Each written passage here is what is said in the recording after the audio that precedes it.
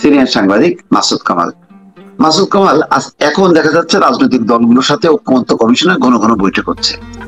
তো এবং বিএনপি ধারাবাহিকভাবে ৩-৪ দিন বৈঠক করছে। তাতে ওই দুবারের প্রধানমন্ত্রী একই ব্যক্তি দুবার একই সঙ্গে দলের প্রধান এবং প্রধানমন্ত্রী হতে পারবেন, এইসব নানান বিষয় নিয়ে আলোচনা হচ্ছে।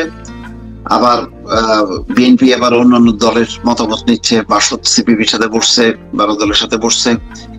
তো আসলে মানে এইটা কি হচ্ছে, মানে আপনার কাছে কি মনে হয় শেষ পর্যন্ত? আবার দেখা যাচ্ছে যে ওই এনসিপি নির্বাচন কমিশনে যে বলতেছে যে আপনারা ওই ঐক্যমত্য কমিশনের ওই ইয়ে অনুযায়ী বা প্রধান উপদেষ্টার ইয়ে অনুযায়ী আপনারা চলবেন, আগে থেকে আপনারা কেন বলতেছেন যে আপনারা রেডি? তো নির্বাচন কমিশনকে কি এইভাবে ধমক দেওয়া যায়, মানে এইভাবে বলা যায়? তারা যদি রেডি হয়ে বসে থাকে আরো 2-3 মাস আগে, তো সেটা তো তাদের ব্যাপার, এটা তো একটা স্বাধীন প্রতিষ্ঠান। আপনার কাছে কি মনে হচ্ছে আসলে কি গতি প্রকৃতি? আমি আগে নির্বাচন কমিশনের অংশটা বলি। নির্বাচন কমিশনে এনসিপির প্রতিনিধিরা যে ধমক বলেন আর যাই বলে যে কথাটা বলেছে, এটাতে একটা দিক দিয়ে ঠিকই আছে, আবার আরেক দিক দিয়ে ঠিক আছে এই অর্থে যে এই যে নির্বাচন কমিশনটা গঠন করা হয়েছে,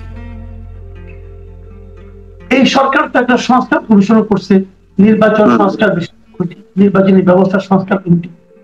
সেই কমিটি যে প্রক্রিয়ায় নির্বাচন কমিশন গঠনের কথা প্রস্তাবনা আছে, সেই প্রক্রিয়ায় তো এই নির্বাচন কমিশন গঠিত হয় নাই। এই নির্বাচন কমিশন গঠিত হয়েছে আগের আমলে, হাসিনার আমলে যে নির্বাচন কমিশন গঠনের প্রক্রিয়া ছিল, সিস্টেম ছিল, সেই অভিযোগ। আবার ওই সময় নির্বাচন কমিশনের যে দায় দায়িত্ব কর্মপদ্ধতি সম্পর্কে যা ছিল ওই সময় তাই আছে, তারা সেভাবেই কাজ করছে। আর ইয়েরা ছাত্ররা তাদের যে বক্তব্যটা যে এই নির্বাচন কমিশনের এগুলি করা আলটিমেটলি এই সংস্কার প্রস্তাবগুলি ওই জাতীয় ঐক্যমত্য কমিশনের মাধ্যমে গৃহীত হওয়ার পর এই নির্বাচন কমিশন থাকবে কিনা তারই তো কোনো গ্যারান্টি, এবং এদেরকে সমস্ত কর্মকাণ্ড করে এখতিয়ার থাকবে কিনা তাও তো কোনো গ্যারান্টি নেই। তারা এগুলি কেন করছে? এটা হলো ছাত্রদের পার্ট থেকে আমি মনে করি ঠিকই আছে। আবার বেঠিক যেটা, সেটা হলো যতক্ষণ পর্যন্ত এই ব্যাপারে কোনো সিদ্ধান্ত না হয় ততক্ষণ পর্যন্ত তো এদের তো নিয়োগ দেওয়া হয়েছে। এখন নিয়োগ দেওয়ার পর তাদের সামনে যে আইনগুলি আছে তারা তো সেই আইন অনুযায়ী চলবে, এবং সেই আইন অনুযায়ী চললে তারা যা করতেছে ঠিকই করতেছে। কিন্তু আরেকটা জিনিস, মাঝখানে দেখলাম একজন কমিশনার বলেছেন তারা এখন নির্বাচনের জন্য মোটামুটি প্রস্তুত। এটাও তো সে বলতে পারে না নির্বাচনের জন্য নির্বাচন কমিশন প্রস্তুতি নেবে তখন যখন নাকি সরকারের পক্ষ থেকে তাদেরকে প্রস্তুতি নিতে বলা হয়। নির্বাচনের কোনো ডেট কি ঘোষণা করা হয়েছে? হয় নাই তো। তাদের আগে ভাগে প্রস্তুতি নিতে কে বলছে?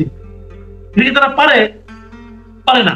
যদি এই সমস্ত মিলে আসলে হচ্ছে কি জানেন, কোনো আইন তো নাই। এইভাবে যার যেটা মনে হচ্ছে যে ক্ষমতাবান, উনি যেভাবে ভাবছেন, যেভাবে বলছেন, দেশ সেভাবে চলছে। সবকিছুকে আইন অনুযায়ী চলছে, সংবিধান অনুযায়ী চলছে না তো।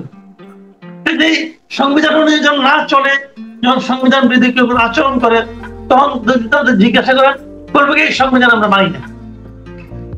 যে বলে মানি না তার বিরুদ্ধে আপনি কোনো অ্যাকশন নেন না। যদি অ্যাকশন না নেন তাহলে মানি না যে এই কথাটা এস্টাবলিশ হচ্ছে। এখন এইভাবেই চলছে, এই আইন মানি না বলে দিল, আপনি কি করবেন? এখন দেশে ব্যথা হয়েছে। বলছেন ফরহাদ মাজার একটা ভালো কথা বলছেন। ফরহাদ মাজার বলছেন যে সংবিধান তো স্থগিত করা হয় নাই, সংবিধান তো আছে, তো সেই সংবিধান অনুযায়ী এই সরকার অবৈধ সরকার, সেটা স্পষ্ট করছে। এখন হয় যদি সরকারকে আপনি বৈধ করতে চান তাহলে সংবিধানকে হয় বাতিল করতে হবে না স্থগিত করতে হবে। এরা সংবিধান বাতিলও করে না, সংবিধান স্থগিত করে না, আবার সরকার নাকি বৈধ সরকার। এখন আপনি কেমন করে বলেন? কিন্তু পুরো একটা আওলা। এখন এই আওলা থেকে কিভাবে তারা বের হবে আমি জানি না। সবচেয়ে সহজ হলো কি সংবিধানকে স্থগিত করে দেওয়া, যে আমরা এই সময় সংবিধান স্থগিত করলাম, আমরা আমাদের মতো করে চলবো। কিন্তু প্রবলেমটা হলো আপনার সংবিধান স্থগিত করে তো 2 বছর কাটাতে পারবেন না। আপনি ওই যে সংবিধান স্থগিত করেন সেটা করতে পারেন খুবই শর্ট টাইমের জন্য। এত দীর্ঘ সময় সংবিধানকে স্থগিত করে চলতে পারে না, এটা হইতে পারে না। তো তার সংবিধান আবার রেগুলার গভর্নমেন্ট চলতে গেলেও তো সংবিধান অনুযায়ী তো আপনি বেশি দিন চলতে পারেন না, সেটাও তো নির্বাচনের মধ্য দিয়ে আপনাকে যাইতে হবে, তাই না? আমরা যে বলতাম যে মঈনুদ্দিন ফখরুদ্দিনের শাসনটা অবৈধ, কেন বলতাম যে 2 বছর ব্যাপী একটা মানে ইলেক্টেড গভর্নমেন্ট ছাড়া 2 বছরের এইভাবে চলতে পারে না, এই কারণেই তো বলতাম যে এটা অবৈধ সরকার। এটাই এখন মানে এই জিনিসটা হলো কি যে যত দ্রুত সম্ভব নির্বাচনটা করে ফেলা উচিত। এখন এইটা বললে আবার অনেকে মন খারাপ করে, ওনারা একটা প্রজেক্ট দিয়ে মাঠে নামছে যে এই অনির্বাচিত অথবা অরাজনৈতিক সরকারকে যত বেশি সময় রাখা যায় সেই ভালো। এখন এটা নানা হবে, এটা মানুষের মধ্যে বেশ একটা মানে একটা ভিত্তিও পাইছে যে যেহেতু আওয়ামী লীগ মারামারি কাটাকাটি করছে, এই করছে তা করছে, বিএনপির মধ্যে এই প্রবণতা দেখা যাচ্ছে, সুতরাং এই সরকারই থাকুক। এই ধরনের একটা কথা তো আছেই, এই ধরনের কথা যাতে নাকি আরো দৃঢ় হয় সেই জন্য কিছু প্রচেষ্টাও আছে, প্ল্যান্ড ওয়েতে চালানো হচ্ছে, এবং এই জন্য নানা লোককে নিয়োগ করা হয়েছে। প্রচুর ফেক আইডির মাধ্যমে সোশ্যাল মিডিয়া এটা নিয়ে আলোচনা হচ্ছে, যারা এর বিরোধিতা করতেছে তাদেরকে সমাজে হেয় প্রতিপন্ন করার জন্য ওই সমস্ত ফেক আইডি থেকে রীতিমতো নানা ধরনের উল্টাপাল্টা কথাবার্তা বলা সবই হচ্ছে। কিন্তু এটা যদি মনে করেন সবাই মিলেও হয়, তবু তো আমি বলবো যে যদি তাদের এতই জনপ্রিয়তা থাকে তারাই আগামীতে নির্বাচন অংশ নিক না কেন? বিভিন্ন পলিটিক্যাল পার্টি অংশ নেয় এবং ডক্টর ইউনূসের নেতৃত্বে একটা অরাজনৈতিক সত্তার একটা অংশ নেয়, হয়ে গেল তো। ওনার প্রতি সমর্থন আছে, উনি নির্বাচিত হয়ে গেলে প্রধানমন্ত্রী হবেন, প্রেসিডেন্ট হবেন, কি একটা হবেন, হয়ে যায়, কোনো আপত্তি তো নাই। কিন্তু আপনি ইলেকশন বিহীন ভাবে একটা সরকারকে 5 বছর রাখবেন, এটা দুনিয়ার কেউ তো মানবে না, এটা এই পৃথিবীর কেউ মানবে না। যখন না মানবে তখন আপনি বিদেশের সঙ্গে আপনি ব্যবসা বাণিজ্য করতে পারবেন না, তো করতে পারবেন না।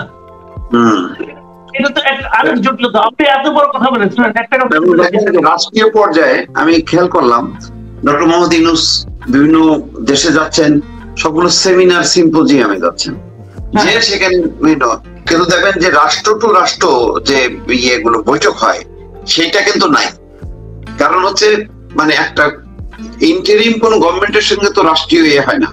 তাই যদি হতো তাহলে তো মিয়ানমারের জান্তা সরকার বিভিন্ন দেশে যাইত এবং সেসব দেশের সাথে দ্বিপাক্ষিক বৈঠক আমরা দেখতাম, খবর সেগুলো তো আমরা দেখি না, কিছুই হয় না। আপনি দেখেন তো মানে এত বড় অর্থনীতিবিদ, তারা দুনিয়ার সঙ্গে এত ভালো সম্পর্ক, IMF এর লোনের কিস্তি এত ছাড় করতে পারেন না, পারছে?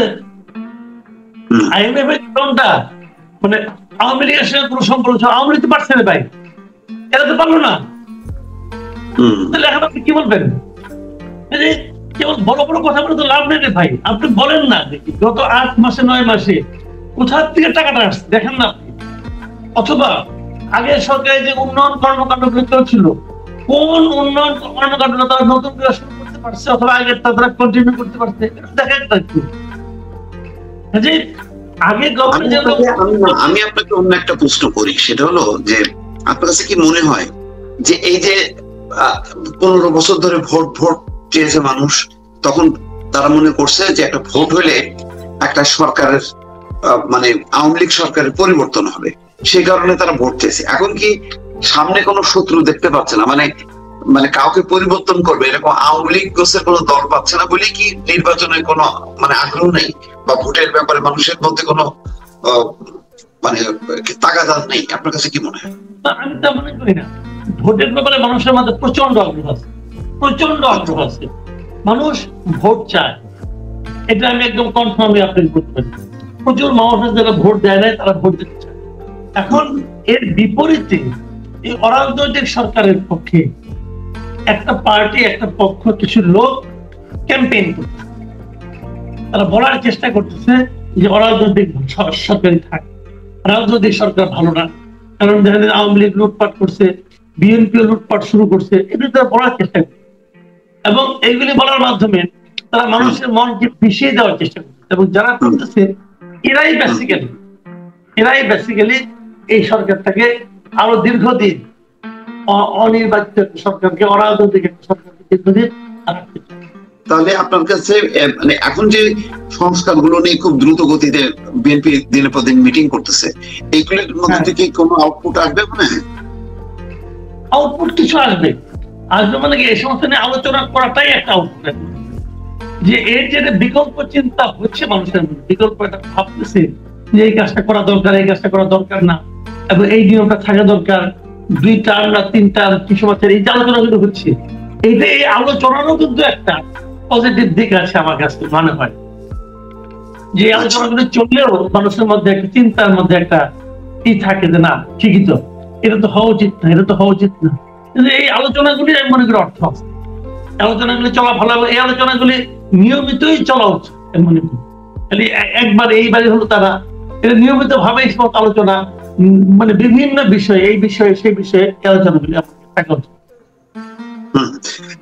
এমনি আপনার কাছে মনে হয় যে এটার বাইরে তো যে অবস্থায় যাচ্ছে, বিভিন্ন ট্রান্সশিপমেন্ট বাতিল, আজকে দেখলাম যে রেলের প্রকল্প স্থগিত, আবার সুতা আমদানি বন্ধ, এই যে ভারতের সাথে আস্তে আস্তে নানান খুঁটিনাটি বিষয়গুলো কিন্তু একটা বিরোধের রূপ নিচ্ছে, এটাতে কি বেকায়দায় পড়তে পারে কিনা বাংলাদেশ? আপনার কাছে কি মনে হয়? একটু তো বেকায়দায় পড়বে, একটু বেকায়দায় পড়বে কারণে এখানে তো সুবিধা পাইতো, বেশ কোনো সুবিধা তো আসতো। এর ট্রান্সশিপমেন্ট বন্ধ করলো, আমাদের দেশে দেখলাম অনেক সরকারের সংশ্লিষ্ট লোক বলে আমাদের কোনো ক্ষতি হবে। আচ্ছা আমার এটা খালি কথা, যদি ক্ষতি না হয় তাহলে একদিকে আমরা এই সুবিধা নিলাম কেন? নিচ্ছি বন্ধ হয়ে গেলে যদি ক্ষতি না হয় তাহলে একদিকে গ্রহণ করলাম কেন? ক্ষতি হবে। পরের দিন আবার হিসাব দেখলাম প্রায় 2000 কোটি টাকা নাকি আমাদের ক্ষতি হবে। ক্ষতি হবে, পরিবহন ব্যয়টা বেড়ে যাবে, সবকিছু হবে ভাই, বেশি না ওটা আমরা করলাম কেন? এইগুলো জাস্ট খালি আগের গভর্নমেন্টের মতো যা কিছু হোক সরকারের পক্ষে কিছু করতে হবে তারা বলতো। কিন্তু আমি মনে করি ইন্ডিয়াও এগুলি করতেছে, যে ইন্ডিয়ারও কিছু লক্ষ্য আছে, ইন্ডিয়ারও কিছু বক্তব্য আছে, সেই বক্তব্যগুলি আপনি যদি মনে করেন না ইন্ডিয়ার সঙ্গে সম্পর্ক রাখবো না, ইন্ডিয়ার বিকল্প হিসাবে আমি পাকিস্তানের সঙ্গে সম্পর্ক রাখবো, তাহলে আপনি রাখতে পারেন, কোনো সমস্যা নেই, আপনি সে সক্ষমতা আছে। কিন্তু তাতে কি আমার লাভ হবে এটাও বুঝতে হবে। আপনি এখনো তো আপনার প্রধান আমদানি করেন, সবচেয়ে বেশি পণ্য, খাদ্য পণ্য বলেন, বিভিন্ন রকম পণ্য বলে, পণ্য সামগ্রী আমদানি করতে ইন্ডিয়াতে 1 নম্বর। কেন 1 নম্বরে? মূল কারণ হলো ইন্ডিয়ার সাথে আপনার দূরত্ব কম, পরিবহন খরচ কমে যায়। তাহলে আপনার খরচ, ইন্ডিয়াকে আপনি ইন্ডিয়া যদি ধরবেনই না তাহলে এটা আপনি 1 নম্বরে পারবেন না, কারণ আপনার এখনকার মার্কেটকে আপনি যোগান দেওয়ার মতো ইন্ডিয়াতে যে পরিমাণ অ্যাভেলেবল পণ্য আছে সেটা তো আর পাকিস্তানে নেই।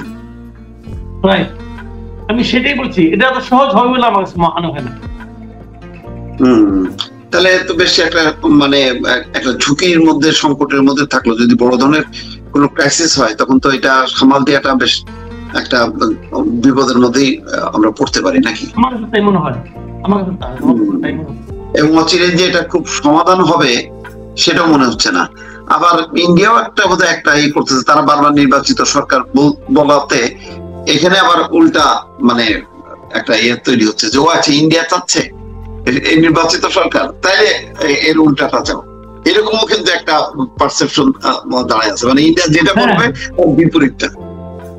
এইটা ঠিক বলছেন যে ইন্ডিয়া যখন বলছে আমরা একটা নির্বাচিত সরকারের সঙ্গে আলোচনা করতে চাই, তখন আমাদের মাঝখান থেকে আর একটা ধারণা দেওয়া হয়েছে ইন্ডিয়া যত চাইছে তাহলে নির্বাচিত সরকার আসলে পরেই আমাদের ক্ষতি হয়ে যাবে, তাহলে ইন্ডিয়াটা শোনা হয়ে গেল। এখন এটা তো হলো আরেক মূর্খতা। ইন্ডিয়া চাচ্ছে চাইতে আমাদের একদম কে কি চাচ্ছে যাচ্ছে এটা ইম্পর্টেন্ট না, ইম্পর্টেন্ট হলো আমার জন্য আপনি কি দরকার, তাই না? পৃথিবীর যে কোনো দেশের লোককে আপনি বলেন ভাই একটা নির্বাচিত সরকারই ভালো না একটা অনির্বাচিত সরকার ভালো, সবাই বলবে যে নির্বাচিত সরকারের প্রয়োজন। এখন এটাকে আমরা যেভাবে আমাদের মধ্যে যে হুজুগটা এখন উঠানো হয়েছে, ইন্ডিয়া যা বলবে ওইটা যদি আমাদের এখানে হয় তাহলেই খারাপ। এটা মূর্খদের কাজের মনে করি। ইন্ডিয়া দেখা যাবে যে একদম কৌশলের জন্য বাংলাদেশের জন্য ভালো এমন কিছু কথা তারা বলবে, তখন আমরা বলবো যে না না তো এর বিপরীতটা আমরা চাই। যাক, ঠিক আছে মাসুদ কামাল, অনেক ধন্যবাদ।